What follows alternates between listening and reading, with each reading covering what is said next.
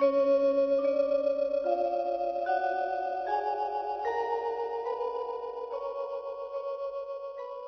สวัสดีครับผมFCมื้อนี้ผมได้ขึ้นมาติดตามแนวทางจากวัดป่านนเมืองเก่าที่เพิ่นเข้า7887นั่นล่ะครับผมนี่กำลังได้อันนี้เดี๋ยวสิเข้าไปหาเพิ่นนี่เพิ่นในวัดในว่าเนี่ยขาดอุปกรณ์อย่างหนักเด้อพี่น้อง FC เอ้ยผมพยายามปั้นพยายามอันนี้เพิ่นอยู่นี่พยายามถ่ายภาพเพิ่นตลอดอยากให้หวยเข้าอยากอันนี้เข้าขอให้ FC มีน้ำจิตน้ำใจพอได้สร้างน้ำทำบุญนำเพิ่นแหน่เบิ่งแม้กระทั่งให้กวดวัดก็บ่มีสิกวดนี่ล่ะเพิ่นก็อยู่จังซี่ล่ะเจ็บไข้ได้ป่วยซ้ำวังผมก็ว่าสิเข้ามาแต่ที่แรกตั้งแต่พอดีหลวงตาก็ไปหาหมอเขาไปโรงพยาบาลก็เลยบ่ได้ติดต่อมาตั้งแต่ใกล้ๆวังเลขออกแล้วใหม่ๆอันนี้กำลังเข้ามามื้อนี้อาสาธุเด้อหลวงตาเอ้ยมื้อนี้ ให้หายให้เศร้าซะบัดนี้พอได้โปรดได้ภายลูกหลานอีกต่อไปเป็นจั่งใดแหน่บัดนี้ไข้แหน่ไป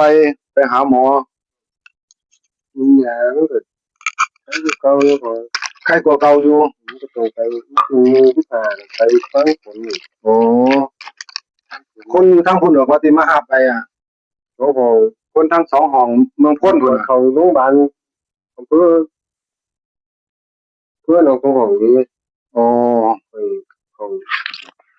ผมมาสังกัดอยู่นั่นอยู่วัดเจ้าคณะอำเภอนั่นใช่นั่นอืมเรียนบ้านอยู่วัดดอนดูนั่นครับเรียนวัดก็ต้องไปอำเภอหนองสองห้องน่ะนี่เด้อนี่หมวดว่าหั่นน่ะนี่นี่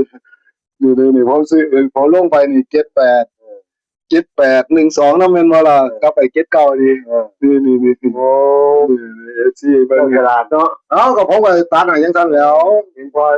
โอ้ถ้าบ่ตัดให้เพิ่นก็จักสิว่าจังไดอันนี้ตัดไว้ให้แล้วแต่เพิ่นสิกลับเอาก็ยังว่าอันเด้อรถ2คันครับ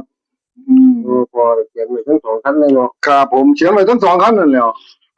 ย้านมันไปตัวไหนตัวหนึ่งนั่นล่ะ2คันนั่นล่ะมันบ่แน่คันหนึ่งมันออกไปแล้วนะครับคือว่าเลข930 093 90มันออกไปแล้วครับคันขาวน่ะครับเขียนอันนี้2คันนี่บ่ทันออกของจังซี่มันมีสิทธิ์ไปได้ทั่วทุกอย่างทุกแนวเหรอครับพระอาจารย์ไปได้เบิดไม่เบิด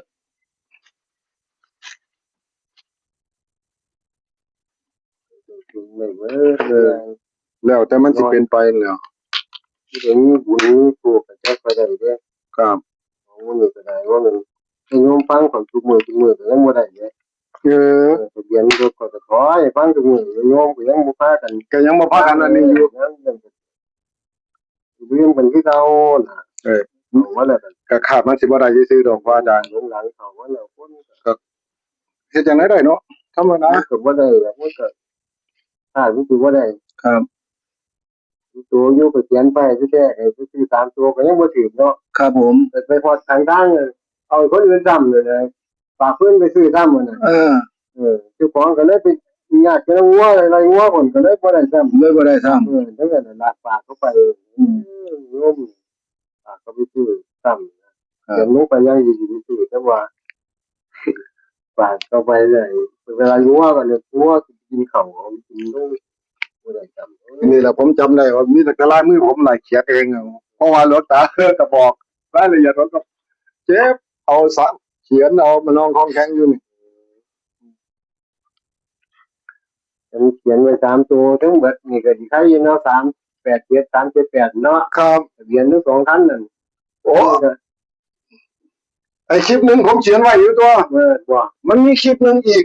นี่ล่ะนั่นล่ะผมก็ว่ามันมีอีกคลิปนึงอยู่378 387นั่นน่ะ378นี่น่ะมันมีครับนั่นล่ะมันมีอยู่ผมก็ได้เบิ่งอยู่อันนั้น3ตัวครับนั่นแหละผมได้เขียนไว้อยู่2197แต่อันนึงก็93ครับ78ผมเขียนไว้อยู่คลิปนั้นน่ะรถทุกๆคันถึง3นี่น่ะ3แล้วก็วันที่จักรยานนี่ตามนี่ มันใส่สมุดหลายเล่มแล้วบัดนี้มันก็เลยกลายเป็นบ่มันเก็บซ้อนๆกันเลยนะก็เลยบ่ฮู้จักว่าสิใช้บัดยามแต่ว่าสรุปโดยมากสรุปนี่ผมค้นหามาสรุปเบิดงวดที่แล้วผมบ่ได้เอามาสรุปตัวนั้นตัวนี้ตัวนั้นตัวนี้ซ้ำบัดเลขออกผมจะเอามาสรุปให้เบิ่งโอ้ยตายเลขสรุปก็บ่เบิดแม่งแต่เลขคำนวณก็เข้ามาตรงๆเลยคำนวณพระคนนั้นอีกคนนึงอาจารย์องค์นึงเนี่ยอาจารย์นึงเพิ่นให้6ให้85 86 87แล้วก็95 96 97ให้6ตัวเพิ่นนั่นก็เข้าพระอาจารย์เนี่ยก็เข้ามื้อนี้แม่เพ็ญไปนั่งอยู่พูนก็เข้า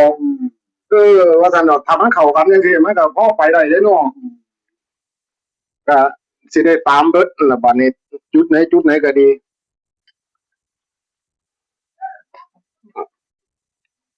เดี๋ยวหมดนี้สิขออนุญาตลงเบอร์โทรศัพท์อาจารย์เนี่ยเด้อให้เขาค่าญาติโยมเขาติดต่อมาค่าเขาอันนี้มีน้ำจิตน้ำใจทางวัดทางว่าผมก็คือว่านั่นน่ะแม้แต่ค่าน้ำมันรถก็แทบบ่มีพุ่นล่ะผมนั่นน่ะก็เลยกลายเป็นหนักอยู่ก็ต้องอาศัยให้ญาติโยมละซอยเนาะแม่นบ่เดี๋ยวเบอร์โทรอาจารย์เดี๋ยวผมสิเขียนไว้ตั้งใต้นี่เนาะถ้าญาติโยมมีหยังอยากศึกษาเรื่องอีหยังก็โทรมาถามเพิ่นได้แต่ว่าจะรบกวนเพิ่นยามกลางคืนเด้อเพิ่นจำศีลภาวนา06 5 34 346เนาะ346 8 9 7 6 8 8 9 6 7นี่พระอาจารย์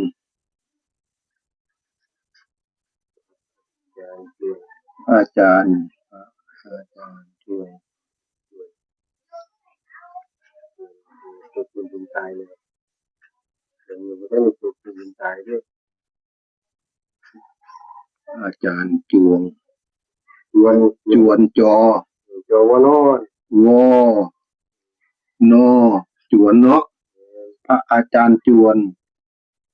ชื่อว่าพระอาจารย์จวนนี่เด้อ FC บัดนี้ถ้าติดต่อมาหาเพิ่นโดยตรงโลดบัดนี้ผมก็ตั้งแต่มาเฮ็ดก็กำลังนี่กำลังกล้าเอาลงให้ก็บ่ได้ขออนุญาตจักเที่ยถ้าสิลงไปซุ่ม4ซุ่ม5ก็เดี๋ยวก็สิว่ารบกวนทางพระทางเจ้าค่าเลขเขาบ่เข้าก็สิโทรมาว่าตั้งแต่เพิ่นก็สิบ่มีใจปฏิบัติธรรมมัวแต่คิดพะวงหน้าพะวงหลังแล้วเรียงเลขเรียงเบอร์อยู่นี่มันก็เป็นไปบ่ได้เนาะแม่นบ่ล่ะยามเฮาฝันได้เฮาก็ได้เนาะแม่นบ่พระอาจารย์ยามได้มันก็ได้ตรงๆยามมันบ่เข้ามันก็คือว่านั่นล่ะของจังซี่การเสี่ยงโชคโอ้ฝนสิมาอีกแล้วตัวนี้ฝนดีตัวงวดนี้เป็นจังได๋ก็ว่างวดนี้เป็นจังได๋ได้ตีเอากันคักๆเบิ่งน่ะฝันเห็นคนซื้อสาวก็คือหนาครับเด็กน้อยมันใส่กระโปรงแดงเดี๋ยวมันเดือนกับเด็กน้อยดิใส่กระโปรงแดงผู้หญิง2คนมันซื้อสาวเมียซื้อสาวผัวซื้อหนาแล้วก็เอาน้ำโลดน้ำสาวน้ำหนาโลดเห็นไหมสาวก็น้ำหยังล่ะสาวแล้วคือสาวน่ะคือคนซื้อสาวอย่างนั้นเก็บเขาชื่อให้อย่างนั้นแล้วลูกตานะโอ้เดี๋ยวผมอันนี้ก่อนคนละอย่างเข้ามาซื้อสาวดิสาวเนี่ยเขาสิใส่สอสาว2ดิ ก็ขอเสียน่ะสองผู้หญิงเนี่ยผู้หญิงสองสี่เอาสี่ก็ได้ผู้หญิงเนี่ยเอาสี่เนาะผู้ชายก็คือหนาเนี่ยหนาเขาหาก็แล้วหูก็ได้เกี่ยวๆที่ไหนเนี่ยนี่ว่ามันก็เป็นหนึ่งอยู่แล้วเนี่ยสี่หาสองเนาะ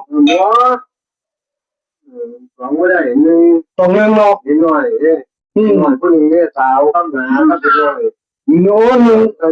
หาหนึ่งเลยเนาะกระโปรงแดงเลยหน่อยสี่หาหนึ่งเนาะตีเลขไว้สามตัวสี่ห้าสี่หาหนึ่งสี่หาหนึ่งแบบนี้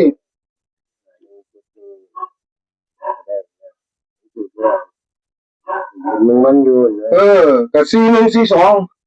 สี่หนึ่งหาหนึ่งสี่หนึ่งหาหนึ่งหาหนึ่งสี่หนึ่งหาหนึ่งหนาคือหนาก็คือสาวเนี่ยคือสาวหัวคือหนาเนื้อหนาสาวที่นะคือเป็นผู้ทีบางเห็นเล่ากับเด็กน้อยเนี่ยมันไหนก็นี่ก็เด็กน้อยก็ได้กับผู้แดงก็ไปยืนเรื่องเด็กน้อยอยู่แล้วพูดแม่ถ้าพอผู้เห็นเนี่ยไปยืนเรื่องเด็กน้อยต้องหาหนึ่งสี่หนึ่งแทนเลยเนาะหาหนึ่งสี่หนึ่งเอาละบอกว่าอย่างนี้บจัดเด้อบ่นี่วันเดินวันจันทร์ก็ดีวันดีละวันจันทร์ละโอ้เลขหาสี่หาหนึ่งเขางามนี่สี่หาหนึ่งแล้วก็หาสี่เดี๋ยวเขียนไว้สี่หาสี่ไว้น้ำหาน้ำหกปีเอาหกหนึ่งเนาะกันหกหนึ่งเนาะพระอาจารย์เนาะมันน้ำเอาเดี๋ยวหลักมันก็ได้เอาหลักเลยสี่หาหกสี่หนึ่งสี่หกหนึ่งสี่หกหนึ่งเนาะใช่ว่าน้ำหาน้ำหกน้ำหาน้ำหกนี่เอาขาวกับที่หนาขาวนี่กับน้ำที่น่ะตัวนี้กับสี่หกขาวกับหนาผู้ชายกับน้ำหาน้ำหกหนึ่งเป็นผู้ชายกับเดียวดีกับน้ำหาน้ำหกหกหนึ่งน้ำหาสี่หนึ่งโอ้เลขซ้ำเก่าตัวนี้เลขหาคู่ซ้ำเก่าละซ้ำเก่าเลยงามครับเล็กน้อยอันนี้เล็กน้อยได้เสียงแดงกันดิโอ้สีแดงกับหนึ่งเนี่ยสีแดงแดงเป็นหนึ่งเนี่ยหนึ่งแดงเป็นหนึ่งอยู่แล้วล่ะแดงเป็นหนึ่งอยู่แล้วนิดหน่อยพวกนี้มันตัดสีอยู่แล้วครับหนึ่งแดงกับหนึ่งอยู่แล้วเนี่ยบอลครับหนึ่งแดงเนี่ยแต่ที่หนึ่งหาหนึ่งกับที่หนึ่งหาหนึ่งน่ะเนาะที่จริงกันเนี่ยที่ได้ดูแล้วก็แต่ตอนตีกันสั้นแล้วเนี่ย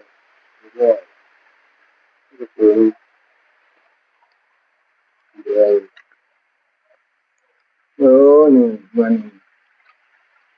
นเอฟซีเลยตีซอยกันเด้อคาตีผิดตีนอกเหนือจากเอฟซีก็ต้องในยิ้มเนาะแม่นบ่ให้พักกันตีเอาว่าเลขนี่สิมาจังซี่บ่ถ้าตีบ่ถือก็บ่ถือเด้อนี่ถ้าตีแม่นก็แม่นเลยเลขนี่เลขฝันนี่เลขนี้มันเป็นจังซี่ล่ะแต่ละคน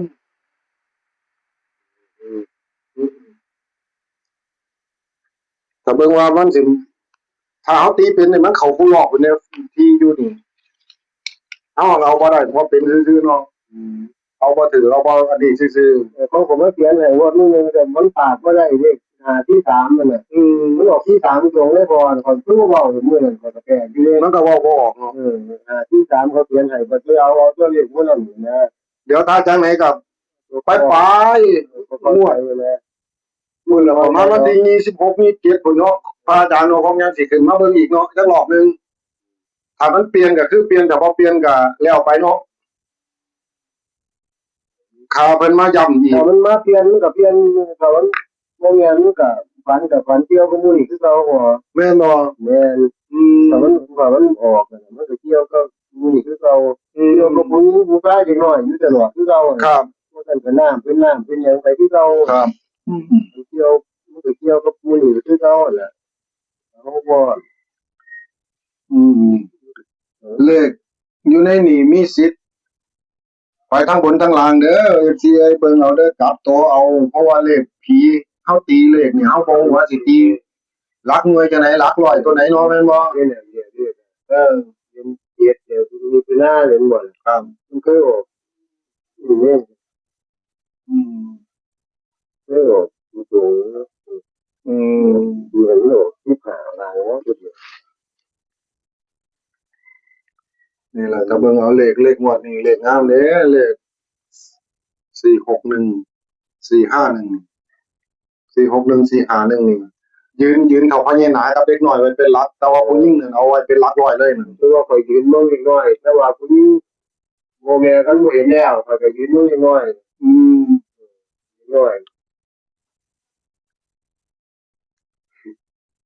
น้อยแต่ไล่ที่จะดีเด็กน้อยนี่อันตรายเด้อคือคอยอุ้มไปว่าเป็นอะไรปลอดภัยเนาะอ่าไม่หนอกเล็กน้อยปลอดมันเป็นปลอดน้อยทีเดียวไม่หนอกของเลย เอออันนี้ยืนเบิ่งทีเล็กน้อยนะที่ไปทีก็เจ้าเนี่ยทีหลายร้อนหนอกแต่ปลอดมันเป็นปลอดเนี่ยบอกครับกันครับครับ สอบเป็นสองอย่างน้อยนี่เป็นหนึ่งสอบเขาครับเป็นสอบเขาเจ้าสอบเป็นสองอย่างน้อยเป็นหนึ่งครับแล้วอมเป็นแค่สอบเขาสอบนี่เลยครับอืมนี่เป็นเรื่องที่ไม่ต้องคิดเยอะกับแปลกเด้อเนาะสาวก็หนาอันนี้หนาเนาะสาวกับหนาหัวก็เมียผัวกับเมียหน่อยกับเด็กน้อยบ้านนี้หน่อยได้ผู้หญิงแดงได้ผู้แดงนี้แดงนี้ครับ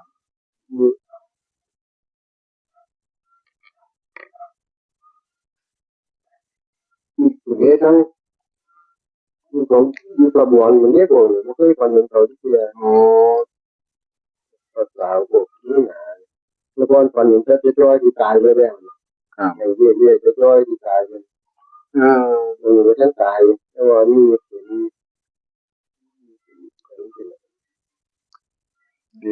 ดีสองคำสองคถ้าเบิ่งหมวดนี่ถ้ามันเข้าอีกบ่หมวดที่ผ่านมามันก็เข้าไปแล้ว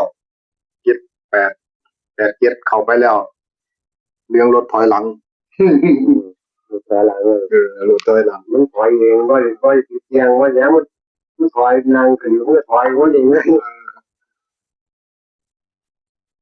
งวดนี้มาเห็นเด็กน้อยเอาละเด้อบัดนี้ FC ให้เบิ่งพิจารณาเอาแต่ร้ายที่หนึ่งเด็กอันตรายเด้อนี่เลขตัวนี้เคยปล่อยเด็ก6 ปีเขาไม่ใจเป็นเด็กเราสมัยคนที่6 ปีบอกที่6 ปี641นี่จนบ่ใจเลยเด้อว่าโรคไม่พอน่ะนี่เนี่ยมันจะมันบ่มีมันบ่มี YouTube เนาะมันเป็นเงินเป็นพันกันเนี่ยมันได้พูดเราถึงว่ามีใจแต่ไปเด็กคนสวรรค์ต่างสวรรค์แถวคนเทียนแถวผมมาสูนี่ผมมีใจถึงมือมันได้เขาใจอยู่แต่ว่าเขาเอาบาทนี้ทิพครับก็คือกระยาเนี่ยก็นั่นบาทนี้ทิพ3 ตัวนั่นเองถ้าเบิ่งงวดนี้นะถ้าเบิ่งงวดนี้ขอให้มาเป่งๆนี่อีกได้มั้ยว่าเขาเนี่ยพ่อพระอาจารย์มีค่าน้ำค่าไฟแล้วก็ไปตั้งอยู่พอแล้วว่านี่เป็นว่าผมบอกเนี่ยแสดงเราเขียนไปแล้วเขียนนั่นแล้วมื้อนั้นผมตัดจนเบิดจังซี่แล้วนี่ไม่ว่าแสดงว่าเราตัดไปน้ำกันเราก็เลยเขาไปถือกันหรอกแสดงว่าต้องมีคนถืออยู่ดอกตั้งแต่แค่เขาบ่กล้าแสดงอันนี้ซื่อๆดอกมันก็คนเบิ่งอยู่เนาะมันบ่แม่นว่าสิบ่มีคนเบิ่งหยังผู้เขาใส่ใจก็มีเขาก็ผู้เขาติดตามก็มีมันก็มีของฝันก็ได้เรื่องครับเราก็ดีบ่ว่าแต่พระฝันว่าแต่โยมฝันล่ะถ้ามันเข้ามันก็เข้าอีหลีน่ะเนาะแม่นบ่ก็ด้วยของเขาที่ก็ได้เขาลูกนั้นเหมือนคนไหนเขามีโชคมีดวงเขามาพ้อเปิดคลิปมาพ้อมานี่เขาก็โอ้นี่เดี๋ยวเขาช่องของอาจารย์น็อตก็สิว่าเด้อเนาะนี่ช่องอาจารย์น็อตพาเฮงเขาสิว่าแล้วที่เล็กมานี่ช่องของผมนี่เทิงทำให้ของอีกช่องนึงเด้อของน้องดุกดิกอะเปิดชื่อว่าช่องน้องดุกดิกอะตัวนั้นก็สิไปทางเน้นไปทางลาวไปเน้นไปทางลาวไปเน้นไปทางรายวันเอา แล้วครับก็สิมาซ้ำกันครับช่องนี้บ่ได้ช่องนี้มันก็สรุปเลขไงเดี๋ยวคนเขาสิเบิ่งคนเขาปวดหัวก็เลยว่าเอาลาวไว้ช่องหนึงเอาไทยไว้ช่องหนึงผู้ใดติดตามหวยรายวันก็ให้ติดตามช่องของน้องดุ๊กดิ๊กอืมแต่ว่าช่องใหญ่นี่ลางเทื่อก็ช่องนี้ก็ออกหวยลาวคือกันน่ะที่นั่งไปก็ดีโอ้ยมันนึกถึงคือกันแต่ว่าบัดนี้ก็จำได้แล้วว่าตรงไหนมันเคยออกหวยลาวก็นี่ บอกเขาว่าให้ระวังหวยเล่าคือกันเราก็สิได้เอาออกช่องของน้องดุ๊กดิ๊กนำคือกันจังซี่นะว่านี่หวยเล่ามื้อนั้นมื้อนี้ลองเบิ่งเด้อจังซั่นจังซี่สิได้บอกเขาแนะนำเขาอยู่เพราะว่าพวกผมก็คอยเฮ็ดไปเพราะว่ากำลังอันนี้อยู่ครับก็วาจั่งซั้นล่ะค่อยเป็นค่อยไปสร้างช่องขึ้นมาอยู่เฒ่าแก่มาแล้วเนี่ยก็ทั้งผมก็บ่ค่อยได้ออกไปไสมาไสเลยคุมพระอาจารย์ แต่ถึงได้รักษาคนถอดถอนสิ่งที่มันอันนี้ล่ะพวกผีเข้าผีสูนนี่ล่ะหรือพวกมันก็โดนของโดนหยังนี่แหละผมก็ถอดได้ผมก็รักษาคนคือกันเองซอยไปเนาะจักสิว่าจังได๋พอได้เป็นบุญญาบารมีของเฮาเดี๋ยวผมก็สิเนี่ยถ้าจัง FC เขามีปัญหาจังไหนก็ให้เขาโทรมาติดตามทอของพระอาจารย์นี่โทรมาตามเบอร์นี้เด้อ FC เอ้ย ถ้าผู้ใดมีหยังอยากให้เพิ่นช่วยเหลือแนวไหนได้อยากปรึกษาแนวไหนได้แต่ว่าเพิ่นไปไสบ่ได้เด้เพิ่นบ่มีรถมีลาเพิ่นอยู่กันดารแท้เพิ่นอยู่กันดารอยู่ดอกอยู่นำกันจักองค์ก็พระอาจารย์ครับอยู่โอ้อยู่นำกัน4องค์อยู่อืมนี่ล่ะอยู่นำกัน4องค์แม่ออกแม่ตนก็บ่ค่อยหลายดอกเพราะว่าเพิ่นอันนี้มันอยู่ไกลวัดหมู่บ้านแล้วเพิ่นก็คนใดง่ายยากคนใดง่ายจังซั่นธรรมดาเนาะบ้านนอกเขาเนาะการหาเฮ็ดไร่เฮ็ดนา เวียกหน้างานแต่บ่นำทางมาก็ลำบากอยู่บุกขี้ตมขี้โคลนขึ้นมาพุ่นล่ะถ้ากลับมาได้จังผมก็รถต่ำๆนู่นดอกรถเก๋งน่ะมันก็สามารถปีนขึ้นมาคือกันนั่นล่ะถ้าใจถึงขึ้นมาผมก็พยายามขึ้นมานี่ตั้งหลายรอบแล้วมาพยายามหาแนวทางให้ FC อยู่นี่อยากให้ได้อยากให้ดีนำจนกระทั่งฮอดมื้อนี้ล่ะจนสำเร็จผลน่ะนี่ล่ะเขาว่าสู้จนได้เนาะแม่นบ่พระอาจารย์สู้จนเอาให้ได้ ตัวเลขเพิ่นก็สวยเด้อเห็นบ่ FC เอ้ยเบิ่งแล้วเอาดีๆเด้อนี่เดี๋ยวผมสิยัดออกให้เบิ่งมันนี่เห็นบ่นี่เอาเดี๋ยวเบิ่งเอานี่เบอร์โทรเพิ่นอีหยังเพิ่นก็อยู่นี่ล่ะครบเบิดนั่นล่ะนี่ให้ติดต่อหาเพิ่นอีหยังเพิ่นผมสิให้เบิ่งชัดๆเดี๋ยวสิว่าบ่ได้เบิ่งบ่ได้เห็นบ่ได้ฮู้นำกันงวดวันที่